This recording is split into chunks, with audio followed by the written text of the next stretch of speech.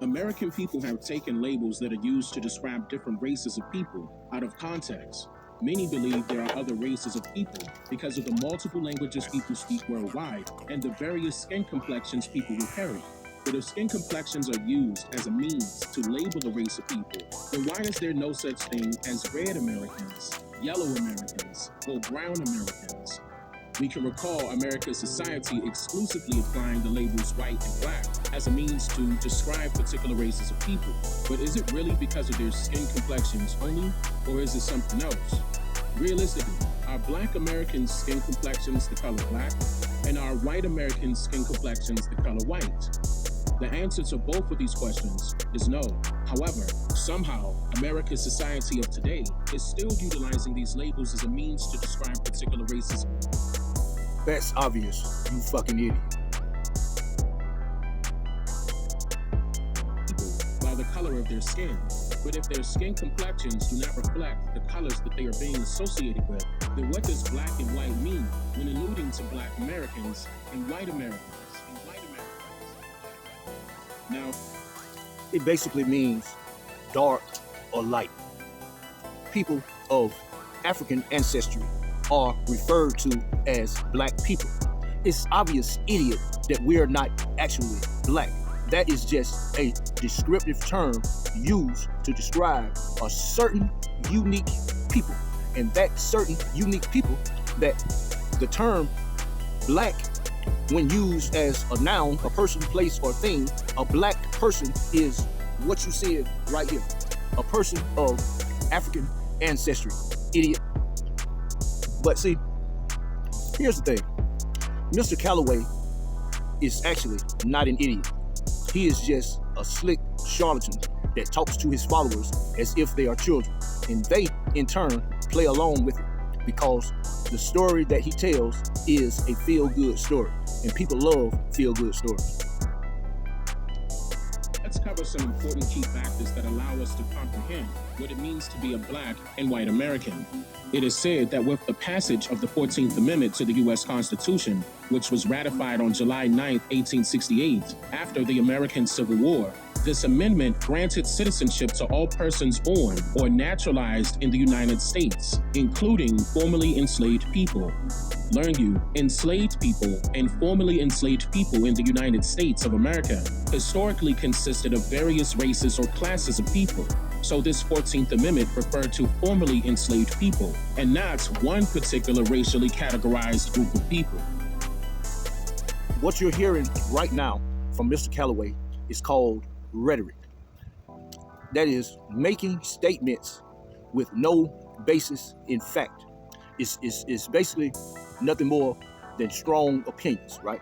Okay, what I mean when I said he talks to his followers as if they are children, he acts like his followers can't decipher who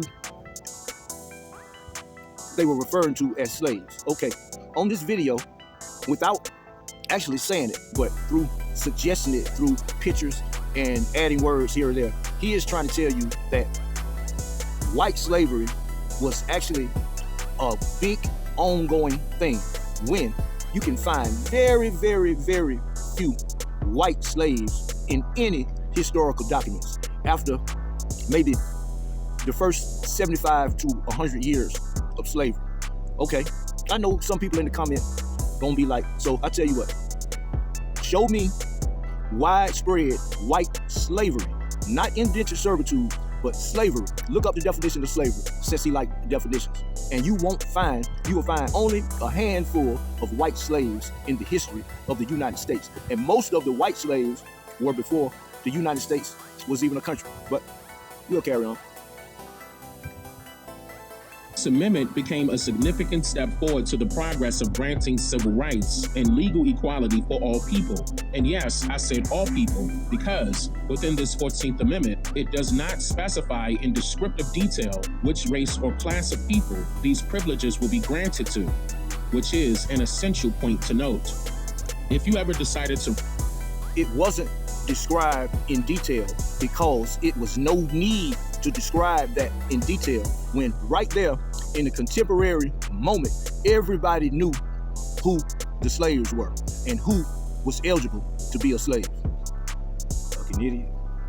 The 14th Amendment front and back, you would ascertain that the labels white and black were not utilized anywhere throughout its 5 sections to exclusively Only an ass would ascertain such claptrap.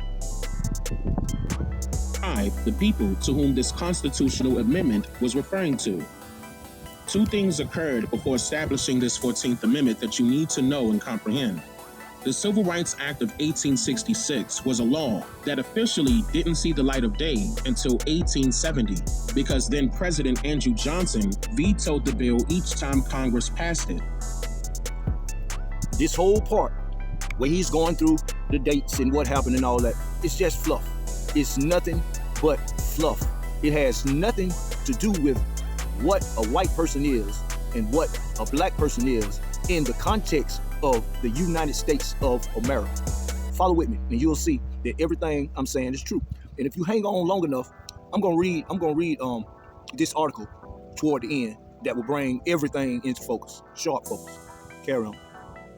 Congress passed the Civil Rights Act of 1866, passing the Senate on February 2nd and then passing the House on March 13th, 1866, which defined the citizens of the United States, their rights and obligations, and penalized those who deprived any person of any right protected by this act because of their color or race. However, supposedly, but shout out to the master teacher, Neely Fuller Jr. He says, if you don't understand white supremacy, anything else that you think you know will only serve to confuse you further. Carry on. The 10 sections of this bill, it needed to be descriptively specified in detail as to whom these persons this bill is referring to, especially when the... Says who? Good question, right? He says it needs to be specified which people he's talking about. And my question is, says who? Dane Calloway is not a primary source for shit. What we getting right now is, I'm Dane Calloway and I say so. Nothing but pure rhetoric designed to deceive. If you can't make it plain, nigga, you trying to run game. But let's go. mentions terms like color or race. Still, it does not, which leaves the civil rights of so-called black and white Americans unaccounted for so far, and Democrat President Andrew Johnson vetoed this bill on March 27, 1866. Then, on April 9, 1866, Congress passed this same bill again by inserting portions of it into the 13th Amendment, and of course, Democrat Andrew Johnson vetoed it again. But the chamber overrode this veto by a 2/3 majority, and the bill became law without a presidential signature.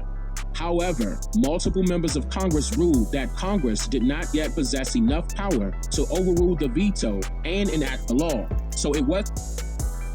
See, he just told a lie right there. He said multiple members of Congress ruled that that wasn't lawful. No, multiple members of Congress complained and tried to use that as an excuse to block the bill because they didn't want to give civil rights to black people, which is who this bill was designed for. But we'll carry on. So after the passing of the 14th Amendment in I'm gonna stop it every time he tell a lie. 1868, that Congress ratified the Civil Rights Act of 1866, 4 years later, in 1870. Again, there were no inclusions of descriptive labels like black and white added or utilized throughout the Civil Rights Act of 1866, nor the 14th Amendment to the U.S. Constitution to specify whom these privileges are granted to. Why were these lawmakers so vague when writing their legislations? Was this done purposely to allow particular people to make biased guesses or assumptions about who should be granted these privileges? Let's take the Dred I don't know, and you don't know either. Scott decision, for example, which occurred initially in 1856, but was decided in March of 1857, 9 years before the Civil Rights Act of 1866, where the U.S. Supreme Court ruled that Negroes were not citizens of America and that they would not be granted the same privileges of a white person that the courts are bound to respect. Now, we are told that this 1857 Dred Scott decision was superseded with the passing of the 13th Amendment, which was said to have allegedly abolished slavery, and with the passing of the 14th Amendment, which was said to have granted all people citizenship, civil rights, and equality under the color of law. But again, the labels white and black were not utilized nor descriptively specified within the 13th and 14th Amendments of the U.S. Constitution. So that's because it was obvious to anybody that had eyes. How does that leave so-called Black Americans today, if some may refer to themselves as such a thing? When you think about this all, wouldn't you like to know which laws protect you as a citizen of America, primarily since you are referring to yourself as a Black American, and no constitutional law exists that grants these types of privileges to a Black American? And suppose you're in denial without properly researching what I am teaching you. In that case, you may want to ask yourself, who was the only group of people that continued to face various forms of disenfranchisement and discrimination, which led to marches and protests for civil rights, equal citizenship, civil rights, and equality under the color of law? But again, the labels white and black were not utilized nor descriptively specified within the 13th and 14th Amendments of the U.S. Constitution. So where does that leave? Can we all agree that Negro and black is the same thing when discussing the United States of America? Can we agree? Can we agree on that? If we can, that shows that Dane Calloway is babbling to be deceptive, trying to make you think that a black person, an African American, or a Negro is not the same person. So-called Black Americans today, if some may refer to themselves as such a thing. When you think about this all, wouldn't you like to know which laws protect you as a citizen of America, primarily since you are referring to yourself as a Black American, and no constitutional law exists that grants these types of privileges to a Black American? And suppose you're in denial without properly researching what I am teaching you. In that case, you may want to ask yourself, who was the only group of people that continued to face various forms of disenfranchisement and discrimination, which led to marches and protests for civil rights, equality? That had nothing to do with law. Because, as he said, right now, today, the same people are being disenfranchised and discriminated against. Why? White supremacy. This country was founded and built for white people and white people only. But due to the damn resilience and the fearlessness of foundational Black Americans through numerous rebellions and sabotage against the system was forced to at least pretend to give us equal rights on this land, which they never did, but they was forced to do at least something symbolic. That's why this occurred. And that is why we are still being discriminated against to this day, because of white supremacy, not because of no goddamn law. Because at the end of the day, the only law of the land is I'm white and I fucking say so. But let's carry on. The right to vote and to be granted first-class citizenship throughout the 19th and 20th centuries, even after the 13th and 14th Amendments were made lawful. Was this specific group of people referred to as Black Americans, Negroes, Coloreds, Indians, or slaves at that time? Yeah. All the above. All the above. The straight, unmistakably Negro that descended from the slaves brought to America was called a Negro at one time. He was called colored at one time. He was called a nigger at one time. He was called an African American at one time. But through all those different labels was the same people.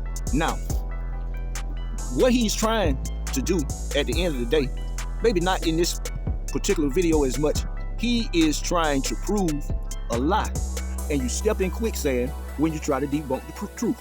He is trying to prove that there were no black slaves brought here from Africa, and that 98% of the people, of the Black Americans walking around today, descend from Black Indians and not Black Negro slaves, which is a fucking lie. But that's the whole point of this. But carry on, we let him keep lying.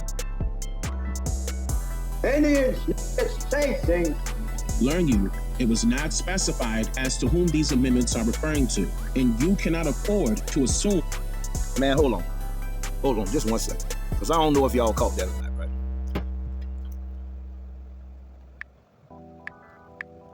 Okay, when he was running down the different terms that they used to describe black people back in the day, he slides in a clip from a mafia movie with a mafia guy saying, Indians, niggers, same thing. See, to the type of simple mind that he assumes that his followers have, they'll be like, whoa, they said Indians and niggas was the same thing. No, dumb ass. White people consider, especially in America, I don't give a fuck if they come from Germany, Ireland, Italy, wherever. In America, as Americans, any person that is not obviously white is a nigger to them, to this day. But that's the kind of simple ass minds that he thinks his followers have to fall for such a slimy trick. I'm gonna back it up and listen carefully, and you're gonna hear what I'm talking about. That the term slave was used to exclusively, and after the 13th and 14th Amendments were made lawful. Here we go.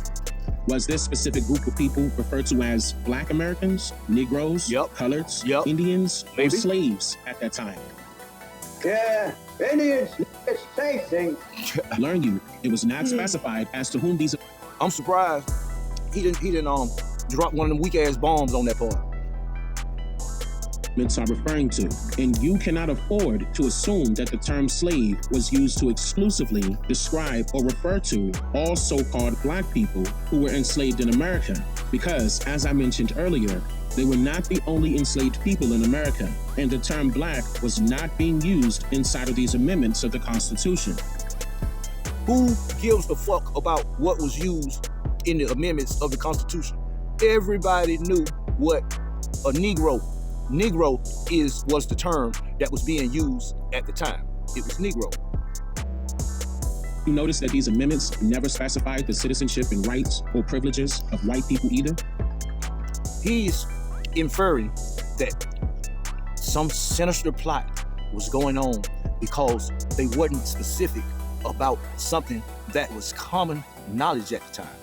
That is how simple he thinks the minds of his supporters are. Let's carry on. Let's see what else we got.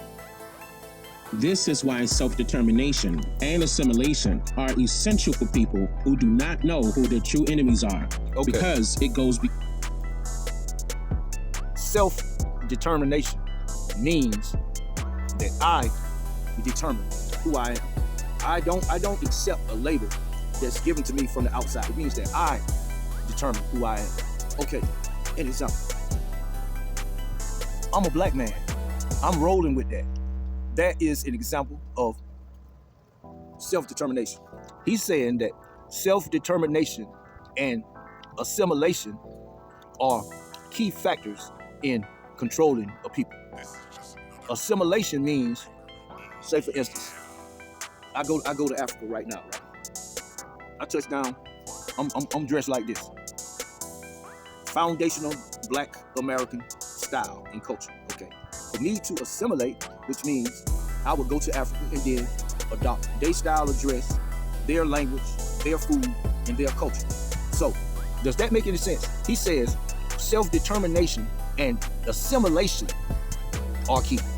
That shit don't make no sense at all, and I'm gonna back it up a little bit and play it again. See if y'all can make sense out of this. If so, come in the comment section, be like, Bless, man, you stupid as hell. You slow as fuck. You smoke too much weed. That's easy. And break it down to me. And I guarantee that you will end up in the quicksand pit by the end of the conversation. But let me back it up a little bit. I'm taking advantage of this nice weather we have today. So I came back to my old spot where I first started doing my videos. So my technology is a little shaky. I ain't using no computer or nothing. I'm doing this shit with 2 phones, so my parts where I have to back it up get a little sloppy. But I just want y'all to hear this dumbass phraseology and logic that he's using to trick your ass with. This is why self-determination and assimilation are essential for people who do not know who their true enemies are, because it goes beyond the Bible once the devil is revealed and places itself outside of it. Hey man, Those two sentences together should go down in the Bible Hall of Fame. What great value. Somebody please enlighten, bless the damn best, on what the fuck this dribble means that he just said. Listen again, I gotta go all the way back, man. This video is taking forever, but this shit is crazy, man. Hold on, let me get it right. That's why self-determination and assimilation are essential for people who do not know who their true enemies are, because it goes beyond the Bible once the devil is revealed and places itself outside of it. The United States Census. And that was the end of the chapter. What the hell does that mean? Once the Bible and the devil outside of what? But what you are indigenous America. Where you get the Bible from? What the hell? Man, this shit is ridiculous. One more time, just for the road, because I fucked it up talking over it last time. Hold on. Division of the U.S. Department of Commerce revealed and places itself outside of it. White people either. This is why self-determination and assimilation are essential for people who do not know who their true enemies are, because it goes beyond the Bible once the devil is revealed and places itself outside of it. The United States. What? All right. We about to start with another chapter of Bible that I will critique and correct as needed. This is a division of the U.S. Department of Commerce, employed and deployed by the federal government. People can recall the U.S. Census hiring census enumerators to travel from city to city and town to town to get an estimated count of the U.S. population. Still, the U.S. Census duties are much more complex than just counting heads of American families. The Census Bureau also collects comprehensive data on neighborhood housing conditions and demographic characteristics. They want to know who lives where. They want to know where each race or class of people resides. That's how you say that without what conditions they are currently living in, how many children reside in each household, whether it is a single-parent family or not, who is old enough in the household to be employed, and how many of that household are employed. Man, I can give you all the information that he just gave. Go take a nap, smoke a black, come back out here, and he'll still be explaining. The census was to find out who lived where and how many people. A few examples. The data is collected and utilized for multiple reasons, including allocations of federal funds, emergency and disaster planning, apportionment of congressional seats, and credit bureau redlining, for example. Well, many Negroes who registered to vote have been evicted from their lands in Lowndes County. People who have worked on plantations for 35, 40 years, because they registered to vote, have been evicted. The U.S. Census started in the year 1790 and has periodically changed the labels that they would. There go Slick Dane Calloway again. Did y'all hear that? Okay, he cut to this guy talking about how people lost land after registering to vote, right? So on other videos, I've heard him say that was one of the methods they used to take your land. When you register to vote, somehow that was tied to them taking your land. When in actuality, what the man was talking about was they were sharecropping on white people's land, which he said right at the beginning of the clip, our land. But then he corrected later, like land we've been working, denoting that it was due to sharecropping. So let me tell you what happened, right? Back in the day, when black people first got the right to vote, when they found out you were voting, they would terrorize you in different ways, because in the South at that time, it was our numbers were high enough that we could and did directly affect elections. So that's part of how the Ku Klux Klan was formed. So they didn't always kill them or threaten them. They threatened their livelihoods. If they was working for somebody white and they found out that they was voting, they got fired. Keep in mind, this was after slavery, what we talking about now. Okay, some people were sharecropping on white people land. Sometimes it was the same land that their ancestors were enslaved on, and they made promises to them, yeah, y'all can always stay here on these sucker sharecropping deals. And when they find out that they registered to vote, they would put them off the land. You lying motherfucker. See, that's how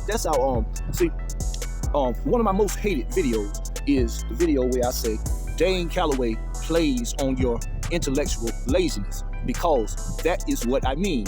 He doesn't expect anybody to look outside of the sources that he lays out for you, because he already knows the sources that he lays out contain information that he can twist and bend a narrative to his liking. But someone like me who reads everything that I can get my hands on on the topic. That's how I know about this thing with people registering to vote and being put off the land. Not their land. How in the fuck could you put somebody off their land for registering to vote? If I'm wrong, if somebody can show me an example, I don't want to hear no motherfucking rhetoric. If somebody can show me an example of that, then do it. And I'll make a whole correction video. But I can show the example of what I'm saying. But I'm gonna play it again because y'all probably forgot what he said because I talked so long. But hold on, I got you. All right, here we go right here.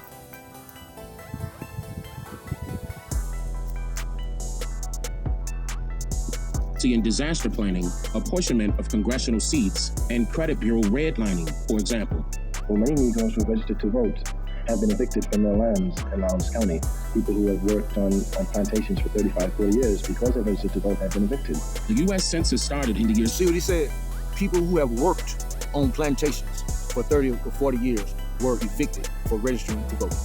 But I'm gonna have to put it on pause right here, but I'm gonna pick it back up later because it's a few more lies in here that we need to go over. These days, it seems to be all about the optics. Everybody wanna talk, can't nobody stay on topic. It's all about this power and how we finna take it. Some of y'all still sleeping, y'all the ones who ain't gonna make it. We done with the L's, now it's time for the dubs. We riding, fuck a party, they done closed down the club. Strippers can't even strip no more. Nine's only fans, it ain't no live sports song, cause it's only on demand and that's good. So now we gotta focus on what's real. Every time we look around, we getting killed. So fuck 12. We finna do this shit for George. Fuck the judge, fuck the jury, fuck the judge, fuck the charge. We been fed up and the rage is getting higher. We fucked around and found out the devil afraid of fire. So now when we get turned up, shit get burned up. I see a lot of souls burn up and that turn up. And we came to take the statues down and take the crown. I seen it on the news, a crowd of pigs powering down. We did all of that without no marching or no voting. We was running through them precincts, leaving shit smoking like fuck 12. We bout to do